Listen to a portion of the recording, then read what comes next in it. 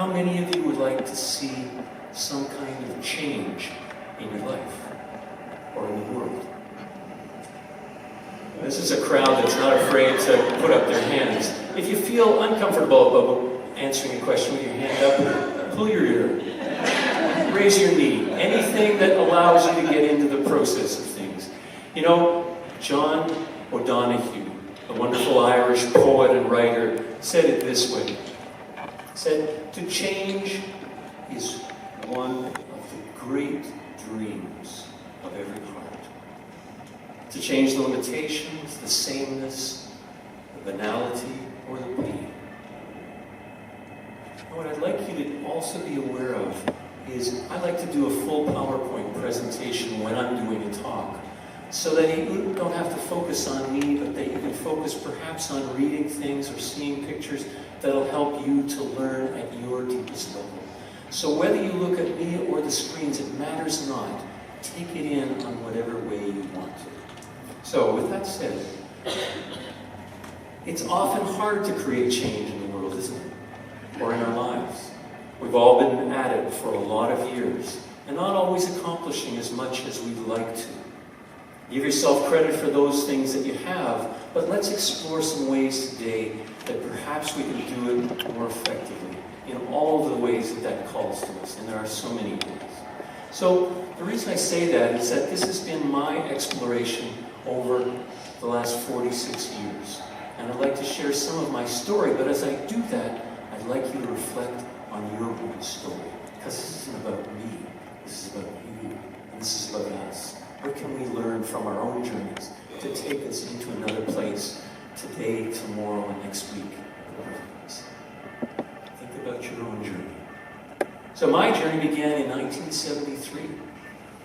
I was in a very different place. I was about to enter first-year University of Toronto in a maths and science program.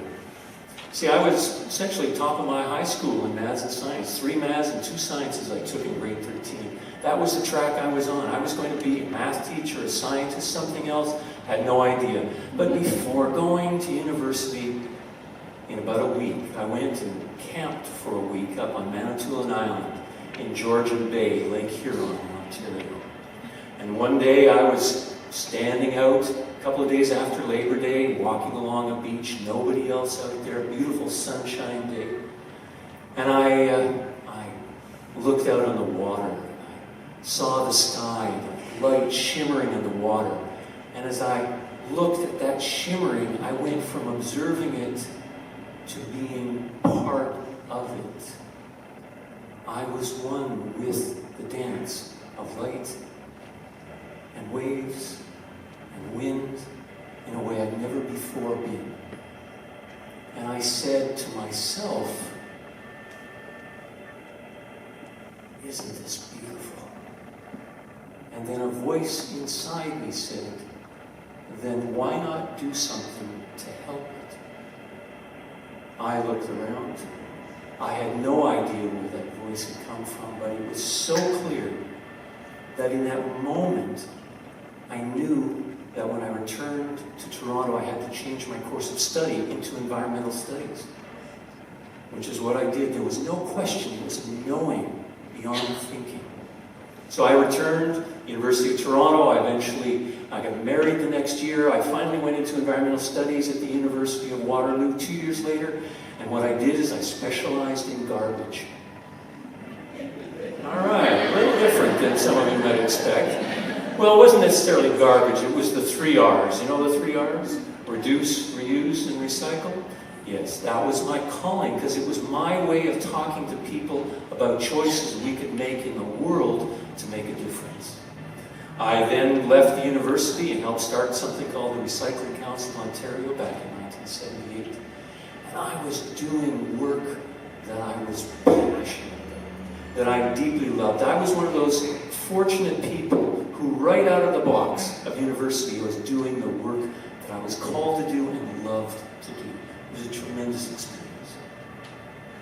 But, you know the buts in life, don't you? There are many buts in life. Well, mine was that I not only loved the work that I did, I was also in deep conflict. You see, environmentalists are not known to be the most gregarious, happy, and comforting people in the world sometimes. Have you ever heard that? Seen that? Sometimes we can get pretty vocal, righteous, preachy. Yeah, there's that side of me for sure. And in my environmental work, I was trying to change government, I was trying to change business, I was trying to change other environmentalists. Not only that, in my marriage, I was trying to change my wife. Because we were on a hayride to hell. I can say that because my name is Hellman, right? Okay, so that's permissible for me to do. Anyway, I was in deep conflict, even though I was doing this work that I loved. Such deep conflict that I was growing in despair. And I tried psychology at university, counseling, all sorts of other things to try to take me out of it.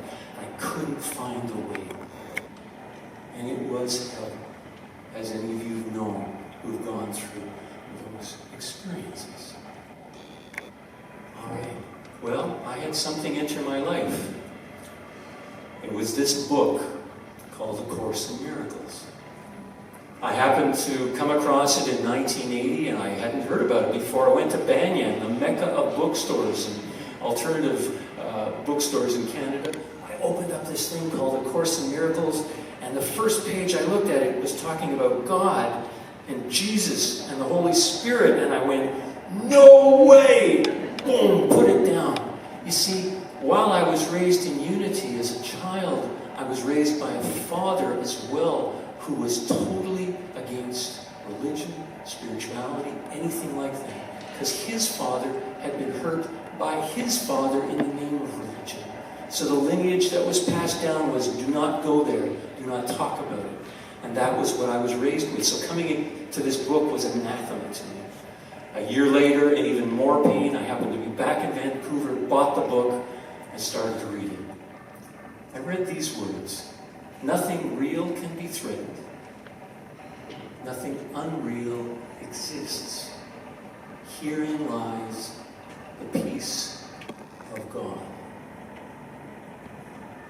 Now, even with my total resistance to the Word God, I felt a sense of peace. I couldn't explain it, but it said to me, I have to do something to follow this course. There's something here for my healing. And that's what I did. So over the next year, using the course, I was reading things like there is a larger mind or source. We were created by that universal mind. These are not principles that are foreign to unity, but they were foreign to my being. And that everything comes out of that mind. My head was starting to spin. It was like, really? Well, went deeper than that. All minds are connected, the Course says. And my thoughts affect others and the world around me.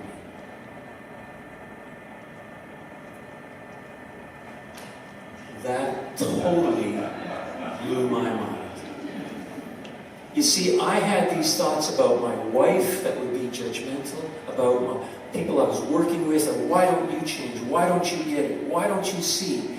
And the kinds of thoughts that I have going on of anger, resentment, upset. If my thoughts actually affect other people, I would have to rethink my entire approach to change. It was that stark. Those principles blew me out of the water, so to speak. But then there was one more that really hit me at a deep level. And that's that the human mind is split between what the Course calls ego, our false self, and spirit, our true self. And that one's a little hard to grasp. So let's take it a little deeper. Last week's music, Tom Arnson sang a song that the group did called Come In From the Cold. And in that he has this beautiful line that says, there are two voices inside you. One that hates and one that loves. Do you know those two voices? Yeah. That's ego and spirit. One that says you're not worth it. In fact, it says a lot of more derogatory things than that. And one that is your friend. That is what the Course is pointing to say that's what's happening inside of every human mind, this split. And that's what makes life here so challenging. Not only that, the mindset that we choose is the one that determines our experiences and our results in life. Now, as a change agent, as somebody who passionately wants to see change in the world, wanted to see it in my marriage, wanted to see it in the environment, wanted to see it in recycling, wanted to see it in politics, wanted to see it in so many different realms. If the things that this book was saying were true, I'd have to fundamentally change what I was doing. So that's really what I had recognized, is that I had been trying to change the world by changing other people. And that's change through the ego, the conflicted aspect of ourselves, the separate part of ourselves, the part of us that's trying to be right, better, perfect, and sees other people as being wrong or not good enough. That's how I was trying to create change. And if I wanted to go further, I needed to change. I needed to change. So I began to practice these ideas. Boy, did I see changes. I saw changes in my relationship. I saw changes in my work. I saw changes in the effectiveness that was happening in the things that I was doing. And I thought, this is amazing. I want to share what I've learned. It's radical, but how do I do that? So what I did was I began to think about how I could share it. And I went, wait a second. There's no way I can talk to this stuff because it's about spirituality and religion. It's come from this religious book. And the people I relate to are not religious, and I'm not religious. They're going to shun me. They're going to get rid of me. That was one of my fears. The other fear was that it went against all of my scientific understanding, the way that I saw the world operating. And so I tried very briefly, but I was terrified. I was so terrified to come out and talk about these things that it was a deep vein inside of me that I could barely move past. I tried very briefly because I was a speaker, but the words inside of me was, how could I ever explain these ideas of A Course in Miracles, or of unity, or of a different worldview, or of God, or of mind and thought creating. There was no way I could ever say these to the people around me. So I tried very briefly, and what happened was just what I expected. The people in my world said, no way, we won't go there with you, we can't go there with you. And it was one of the most embarrassing experiences I've ever had in my life. I was deeply hurt. I felt very deeply alone, ostracized, shunned, rejected, from people who the day before had been listening to me, wanting me to speak. And I tried to explain, but it didn't work. I was guided to leave my home, my work, my marriage, and yet it felt like I was being called. Felt like I was being called to address three questions in my life. Why are there so many problems in the world? How do we get to the roots of those problems? And what is the consciousness shift that we can be bringing in to help solve those problems at a deeper level? I felt like I was on a mission, but what I had to do was to shut my spiritual voice down. So I did my best to follow the Course in Miracles, the inner voice, as much as I possibly could. But I decided never to talk about those things again. That was not to me to do. So I suppressed my spiritual work, and I simply could not admit that I believed in God, or that mind and consciousness creates the world we live in. I simply could not say those things. It took me 20 years to finally come out of the spiritual closet, as I call it, to talk about God. In fact, I wrote a little book called Coming Out of the Spiritual Closet that I gave to family and friends as a Christmas gift back in 2003. To finally say, I have to say these things because my soul is starving. I need to express, even though it's challenging for me at a deeper level than I can say. And as to the other one, it took an additional 16 years to come out of what I call the consciousness closet, to talk about the power of thought creating our reality. And I started to do that last fall. This has been an extremely difficult journey for me. Maybe some of you can relate to wanting to say something to family or friends, to business colleagues, to other people in the world, but you just go, if I say that, or when I've said that, the wall goes down. You know that place where people go, you're no longer here, because we can't hear that. And what we do is we take that inside and we say, we can't say that. And that's what happened to me. Well, why do I share all that? It's a long journey, but there's reasons for sharing that. One is that this spiritual path, applying A Course in Miracles for the last 38 years, 3 weeks, 2 days, 7 minutes, and whatever it's been, has brought me huge results. It's healed painful relationships and created better ones. It's helped me to do so many things in my life that I would never have expected to do. And it's helped me overcome some of my deepest and darkest places. So what I want to do is just trip through some of those just as examples. If at any point you're interested in talking, we can. But just to illustrate the power of these ideas in our lives. The first one is that applying the Course in my very difficult and pained marriage allowed me to heal with my wife. I started to not accuse her. I started to listen to her. I started to hear inside what she's saying. What's the pain that she's in? Can I hear her at a deeper level? And because I started to hear, I started to understand. I started to have empathy and compassion and forgiveness and understanding of us both.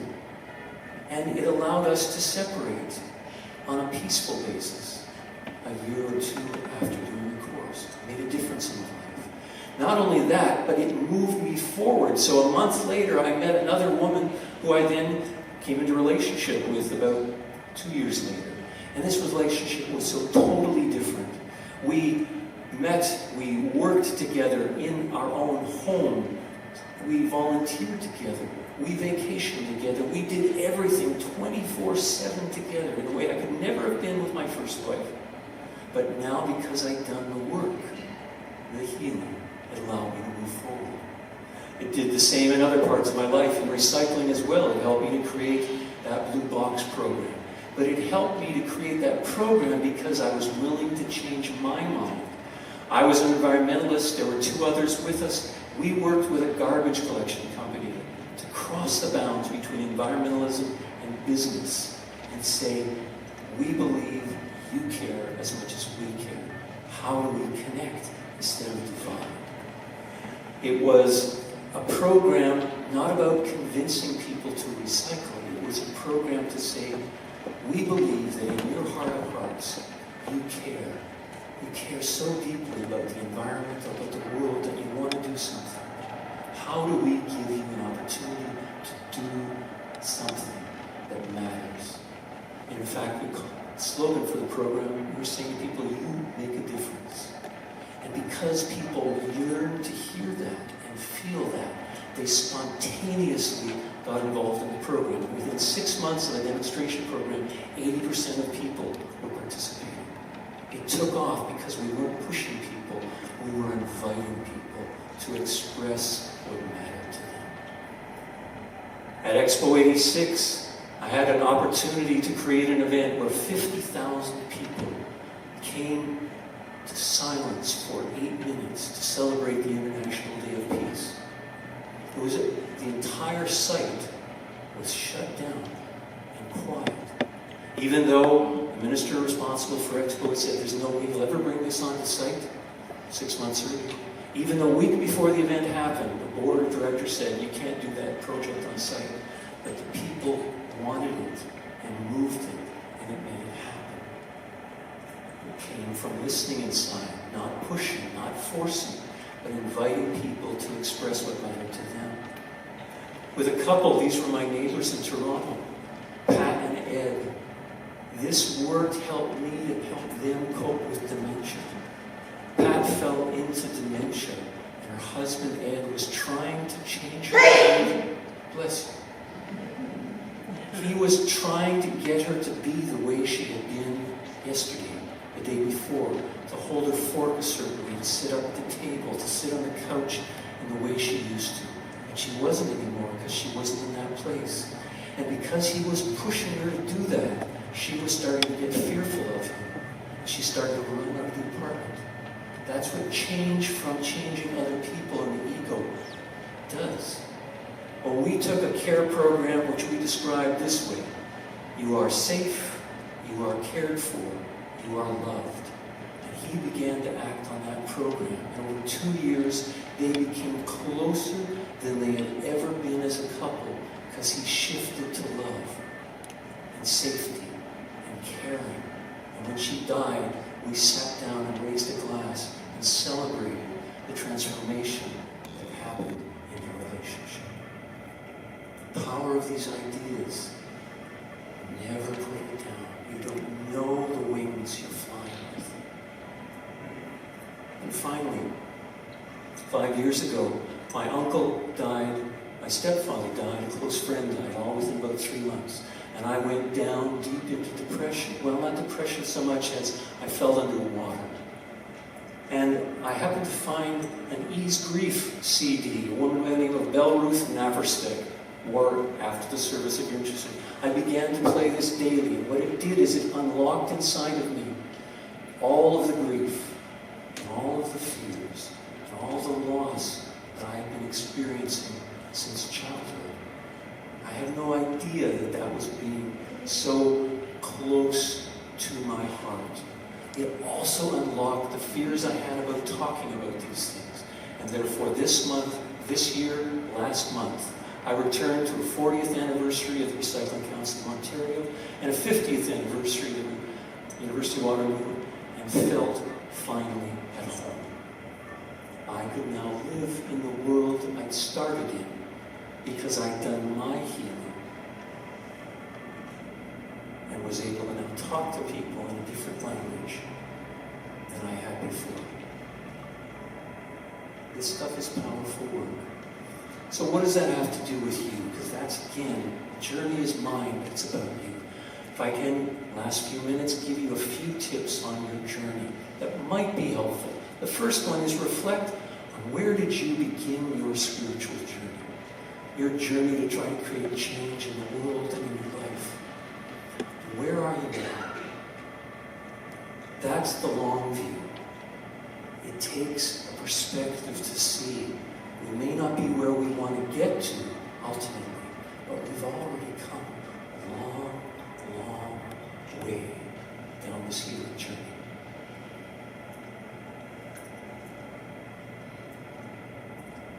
First tip is consider having peace as your goal when you come into the situation you want to change. Anything changing with a child or a parent, a spouse or a friend, changing the world environmentally or socially or politically. What if you were to make peace as your goal instead of getting somebody else to change? This revolutionized my approach because that was A Course in Miracles again. Make peace your goal and let the actions come out of it. And so that's what also the Fillmores talk about in other spiritual paths. They say peace is the doorway to change. First, choose peace inside, and then let the guidance of what to do come from that. Peace is the doorway. Consider healing as another step in your process. Notice in your life when you're feeling under it. You know that feeling of, I don't want to get out of bed today. I don't know what to do today. I don't have the energy today. I'm feeling emotions. I'm feeling only half myself today. I'm not feeling whole. When you experience that, find a way of healing, the way I did with that CD. Maybe it's something on YouTube. Maybe it's a spiritual reading. Maybe it's something in A Course in Miracles. What helps you to shift your energy and your presence inside to that aliveness that you are inside? That, to me, is what healing is about.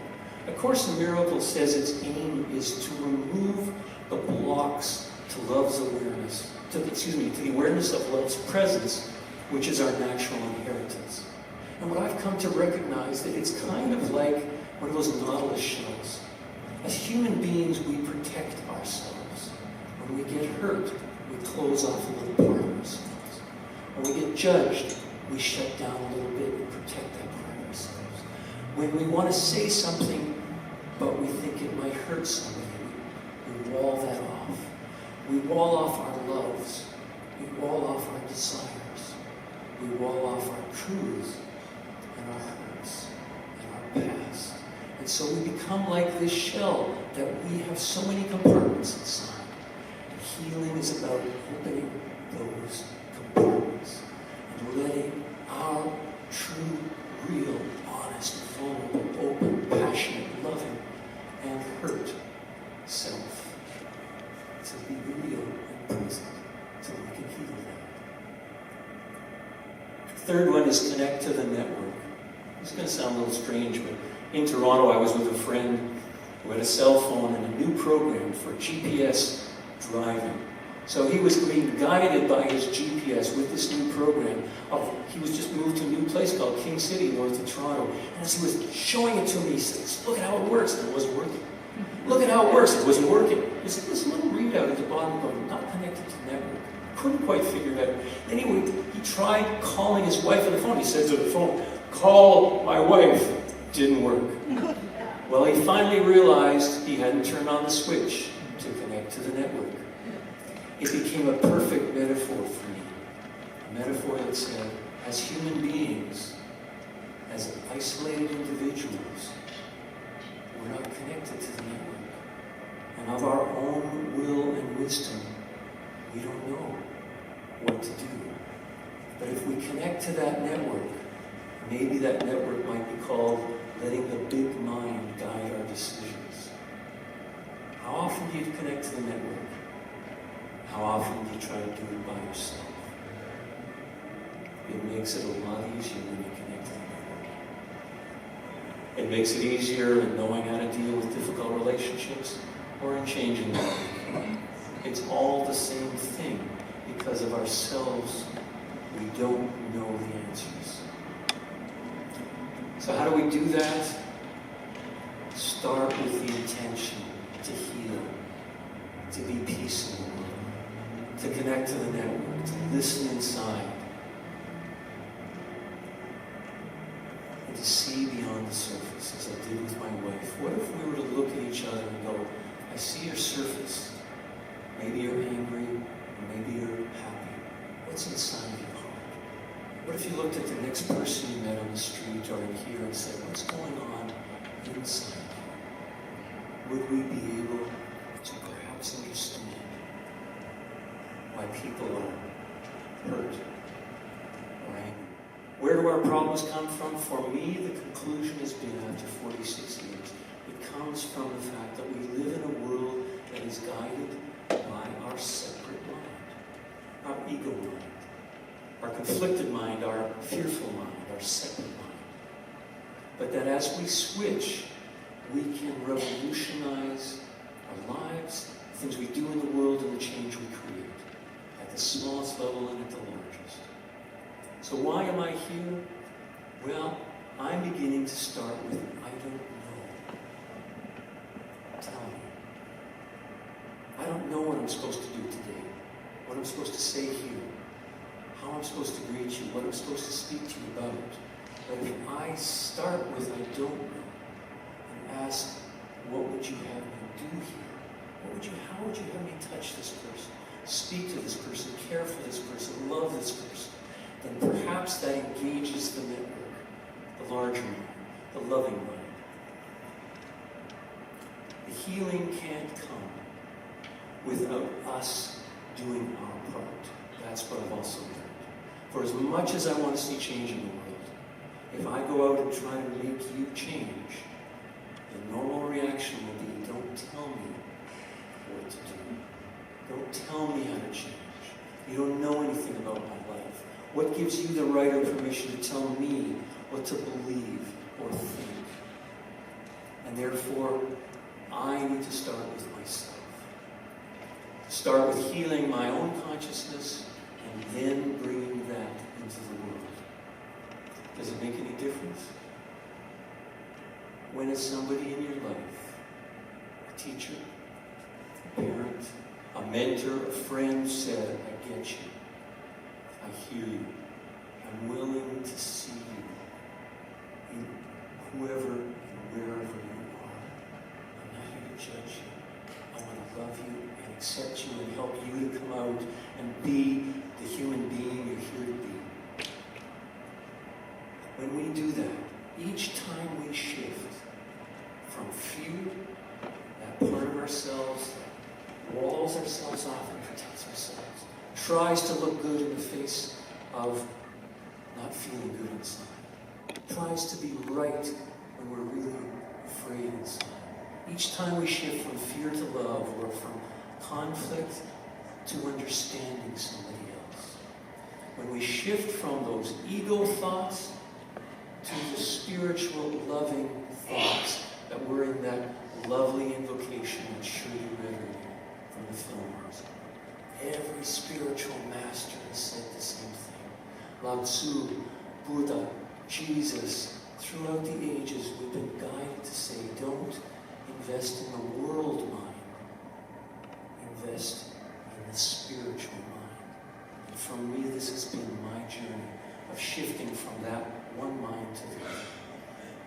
When we do that, we change life for ourselves, but I believe we change it for the entire planet. You see, this work is about us. It starts with I. There's a little I in the middle of that if you can't see it. And it's about growing ourselves into the light and the beauty, the immensity and the perfection that we are talked about in unity. Taught, coached, encouraged to be. But it's not just that. It's about starting with the I and looking into each other's eyes and seeing the light there and saying, wow, you are radiant. You're a beautiful human being. What if we did that with each other? Looked into those eyes and said, look at who you are. Look at what you can do. How do I help you to bring that out of your heart, out of your soul? Live it. If we could do that for each other, what would it mean to then take that into doing that for the world? And in doing that, perhaps we might unlock that force field of fear that seems to hold all of us down, separate, away. And that maybe it would create that healing of our planet that we all, in our heart of hearts, really deeply aspire to. Just a thought. Is that why are you here? Is what you're doing making any difference? Yes. You make a difference every time you show up. Every time you smile at somebody. Every time you give somebody a chaplaincy prayer. Every time you do an announcement from heart. Every time you help somebody out in a pinch. Every time you show up and you are that loving presence. You are the presence of the divine. Don't doubt that you make a difference.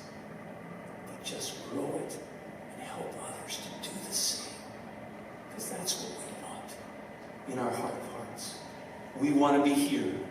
We want to be whole. We want to be powerful. And we want to shine our light because that's who we are. We all want to be more.